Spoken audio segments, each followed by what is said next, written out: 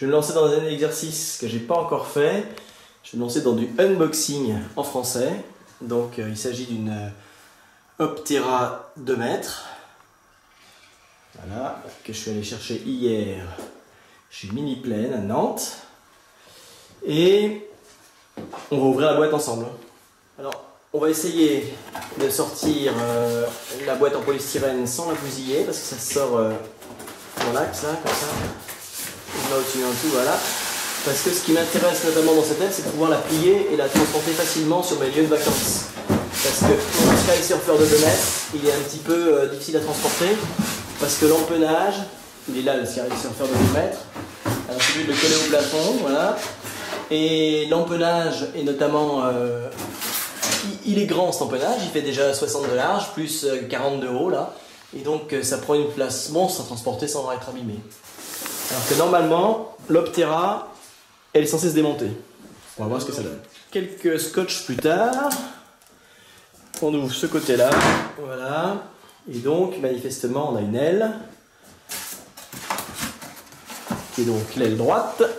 Ça, c'est le dessous. Voilà le dessus, avec le cerveau qui est protégé par un carénage. Il y a ici des petits tétons qui sont censés générer du vortex. Alors, il est profilé de ce côté-là et creux de ce côté-là, qui est censé générer des vortex en vertu aérodynamique que je ne saurais détailler. Donc, c'est un produit E-Flight. Côté intérieur, on a ici un trou vertical dans lequel se range une espèce de goupille qui permet de le verrouiller en position. Et ensuite, on a ici le passage pour un tube de carbone et ici pour un deuxième tube de carbone, avec ici le câble du cerveau. La structure de l'aile est creuse, c'est-à-dire qu'on peut l'enfoncer légèrement. C'est pas plein, hein. Donc ça fait, c'est super léger, hein. On a les ailerons de bout d'aile, enfin un aileron. Il y a des espèces d'ailerons qui se mettent près du corps, à l'endroit du raccord avec les ailes. On verra ça tout à l'heure à l'assemblage. Et c'est tout pour ce côté-là. Maintenant, il faut tourner la boîte. Donc voici l'autre côté. Cette fois-ci, c'est l'aile gauche. Voilà. Je ne vous la refais pas dans le détail. Ah, je n'ai pas fait attention hier quand on l'a manipulé. Il y a un petit pet dessus. J'ai un petit pet là. Elle est déjà plus neuve, mon aile. C'est dingue ça. Je sais pas si c'est en l'arrangeant parce qu'en fait je l'avais déjà sorti dans le magasin. Bon, pas très grave, elle en verra d'autres. L'autre aileron de bout d'aile. La notice. Je vais la sortir un petit peu. Donc voilà la notice. Et la bonne surprise, c'est qu'en tournant les pages, j'ai vu qu'il y avait une partie en anglais et une partie en français, FR. Voilà, pour ceux qui ne seraient pas totalement anglophones, il y a une notice en français. Alors après ça, il va falloir la lire pour savoir si c'est un Blobby-Boulga infâme produit par un logiciel informatique, auquel cas vaut mieux finalement lire la version anglaise, ou si c'est une notice pour les francophones non anglophones. On va voir ça. Donc ce qui me servait à tenir le truc plat, c'est donc les longerons en carbone. Et voilà le corps principal. Et donc, pour avoir une idée, là, ma main elle fait 19 de large. Donc c'est une aile qui est assez élégante parce qu'elle est assez fine. Moralité, il n'y a pas une place fantastique. Elle n'est pas très profonde. Par contre, comme on a une découpe qui va depuis l'avant de l'aile jusqu'à l'arrière de l'aile, on doit pouvoir bien penser le centre de gravité parce qu'on peut mettre les choses à peu près où on veut pour équilibrer l'engin. Ensuite, il y a un capot qui va dessus. Donc, c'est la version sans récepteur radio que j'ai prise, hein. Donc, il y a une version qui est prééquipée d'un récepteur radio qui fait en plus stabilisateur, pardon. Et comme j'ai mon propre matériel, j'ai pris l'option de base. Et ensuite, il y a le capot qui va dessus, qui se clip à l'arrière, clic, et un petit bouton pour le lâcher. Voilà, merveilleux. Et enfin, ici, on a les différents modèles de nez. On va voir ça dans les minutes qui vont venir. Alors je fais attention à la boîte parce que je voudrais m'en servir comme boîte de transport. L'idée étant de mettre l'essentiel de l'électronique dans le corps, de façon à avoir pas trop de raccords à faire sur les ailes. Et la boîte est bien pensée parce qu'il y a des petites entretoises mobiles qui permettent de libérer le corps et qui peuvent se remettre en place pour remettre tout ça en boîte le jour où on veut transporter l'engin. Donc cette boîte est aussi précieuse que l'aile en fait. On a plusieurs modèles de nez, suivant ce qu'on met dans l'oiseau. Donc ici, on a une version avec du lest. Ici, on a une version sans lest. Là, c'est la version spéciale GoPro.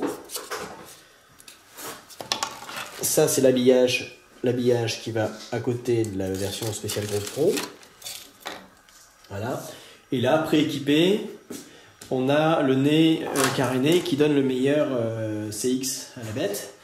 Sachant qu'on peut mettre une caméra ici de type Mobius ou Runcam à la place de la GoPro. Moi d'ailleurs c'est ce que je vais faire, je vais garder ce nez là et je vais pas me mettre un nez carré avec une GoPro dedans. Sur le côté on a l'autre moitié de l'assemblage. Donc on a un renfort en plastique dur ici. On a ici l'étrier dans lequel passe l'espèce de cheville qui maintient les ailes avec le corps. On a ici le connecteur qui est pareil, il est collé ou enfin il est fixé dans la partie rigide. Donc il n'y a plus qu'à venir brancher le cerveau de l'aile là. À l'arrière, ce qui est assez élégant aussi, c'est qu'on a une hélice qui se replie canard. Ça c'est pas mal. Bon, je vous cache pas que moi j'ai l'intention de faire du FPV et que je me demande si le moteur et cette hélice vont être suffisants. L'hélice, c'est une hélice de 8 pouces. Donc c'est pas tout petit non plus. Hein. Puis on voit que c'est une hélice un peu trapue, hein, donc et qui est assez travaillée. Donc on verra ce que ça va donner. Et dans les petites finasseries intéressantes pour les amateurs de photos, là, on a aussi un insert qui permet avec un truc de mettre une caméra verticale pour filmer vers le sol. C'est amusant. Comme sur le pingouin. Et de l'autre côté, on a un relief qui permet la saisie de l'aile pour le lancement. On a un doigt ici, deux doigts là. Donc ça doit être pas mal ça. La surface d'atterrissage est renforcée par un sabot en plastique rigide. On a aussi un petit sabot sur l'arrière. Et enfin, la chose que j'ai vue mais je n'ai pas encore dite, le nez se démonte en enlevant le clip qui est ici, mais il y a aussi deux vis sur les côtés. Alors, suite des opérations, donc on a vu tout à l'heure qu'on avait donc les fameuses clavettes qui permettent de fixer les winglets et les ailes. On a ici du lest qui doit servir en fonction de la configuration qu'on utilise. Et je viens de démonter le nez, et le nez est sévèrement lourd. Alors il y a une pièce martyre arrêt de batterie, et là, cette partie-là, là, derrière ça, il y a encore de la ferraille. Donc le nez est lourd. L'oiseau complet pèse 1,8 kg. 1,899 kg, ouais, 1,9 kg. Donc l'oiseau complet pèse 1,9 kg, mais on comprend qu'il y a du poids à droite à gauche. Donc typiquement, si je mets mes batteries suffisamment avancées, je vais garder ce nez et enlever le lest, ou alors si j'arrive pas à enlever le lest, et ben je referai un autre nez. Voilà la version configurée pour les amateurs de GoPro. Donc vous avez ici les deux, là c'est là qu'on voit le petit écran de la GoPro avec le mode, là ça permet d'accéder au bouton, là c'est comment ça s'appelle, l'objectif, voilà, c'est l'objectif. Bon, je vous ferai pas une démonstration avec une GoPro parce que ça fait belle lurette que je ne vole plus avec ces genres d'engins qui sont beaucoup trop lourds. Et donc le tout est clipsé, plus les deux vis de sécurisation derrière, et la GoPro est quand même bien protégée, donc c'est pas mal. Si vous ne vous cassez pas la gueule verticalement à 45 km/h sur du goudron, il y a des chances de sauver l'appareil, enfin la caméra. Alors je suis revenu sur le dos parce que j'ai oublié de vous faire remarquer quand même, et ça c'est quand même très pratique, le fabricant a mis deux petits reliefs pour le centre de gravité, donc vous pouvez facilement avant chaque vol vérifier que votre centre de gravité est un petit peu, enfin que votre oiseau penche un peu vers le nez, donc que le centre de gravité est un peu en avance du centre de portance.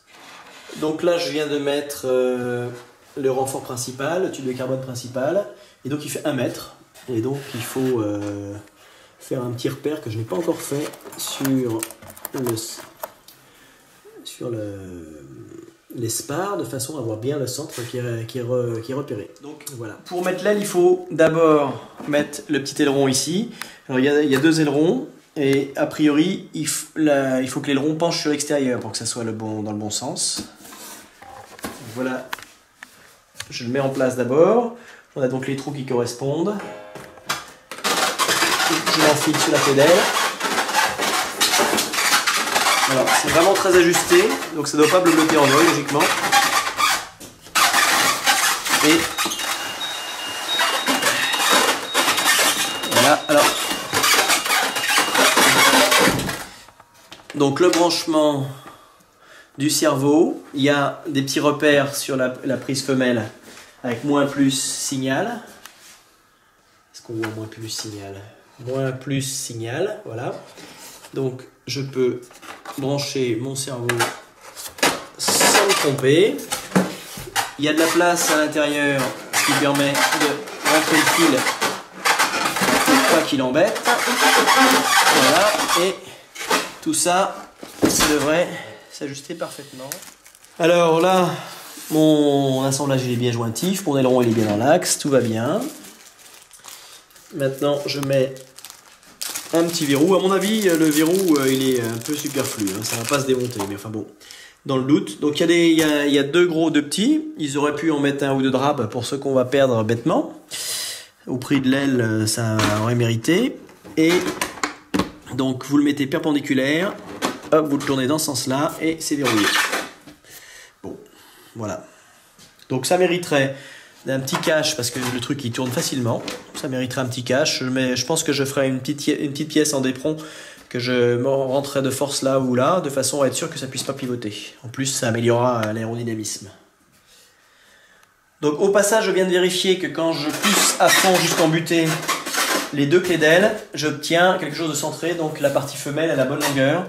Là, vous voyez, 50, il est même pas complètement centré. Il est un tout petit peu, il en manquerait un petit peu encore. Voilà, ah bah j'étais pas bien embuté. Donc voilà, cette fois-ci mon 50 il est centré.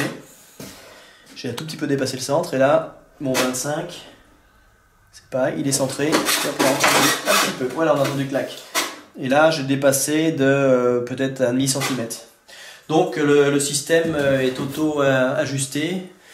Il n'y a pas forcément besoin de faire un repère au centre. Du fait que s'il y a un décalage des clés d'aile d'1 centimètre à gauche ou d'1 centimètre à droite, ce sera absolument indolore. Voilà, donc l'autre côté, pareil, je mets l'aileron dans le sens où il penche sur l'extérieur. Je le renfile. La clé d'aile.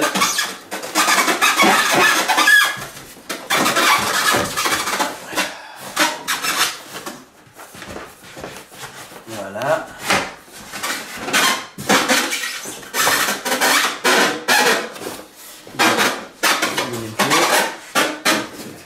On répète, pareil, donc moins plus signal.